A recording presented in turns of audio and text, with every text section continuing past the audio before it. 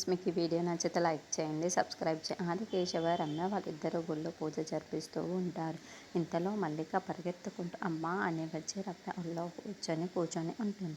అది చూసిన రమ్య మాత్రం చాలా చిరాకు పడిపోతూ ఉంటుంది. అది చూడగానే అక్కడున్న ఆదికేశవ మాత్రం ఈ రమ్య ఎప్పటికీ మారదో ఏంటో అని చెప్పేసి అనుకుంటూ ఉంటాడు. ఇంతలో అక్కడున్న రమ్య మాత్రం బుజ్జిలాగా నువ్వు ఒక పక్కన కూర్చోవచ్చు కదా, నా ఒళ్ళో ఎందుకు కూర్చుంటున్నావు, వెళ్ళి ఒక పక్కన కూర్చోపో అని చెప్పేసి అంటూ ఉంటుంది.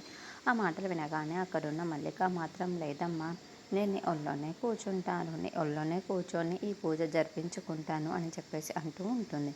ఆ మాటలు వినగానే ఒక్కసారిగా షాక్ అయిపోతూ ఉంటుంది. ఇంతలో అక్కడున్న మల్లిక మాత్రం అవునమ్మా, నేను నీ ఒళ్ళోనే కూర్చుంటాను, నేను నీ పక్కకు వెళ్ళను అని చెప్పేసి అంటూ ఉంటుంది. ఇంతలో అక్కడున్న రమ్య మాత్రం చాలా చిరాకు పడిపోతూ లేదు లేదు, నేను పూజ జరిపించాలి కదా, ఎలా అవుతుంది, నాకు ఇబ్బందిగా ఉంటుంది కదా, అందుకే నువ్వు పక్కన వెళ్ళి కూర్చో, నేను పూజ జరిపిస్తూ అది చూడగానే అక్కడున్న మల్లిక బుచ్చి వాళ్ళు చాలా బాధపడుతూ ఉంటారు.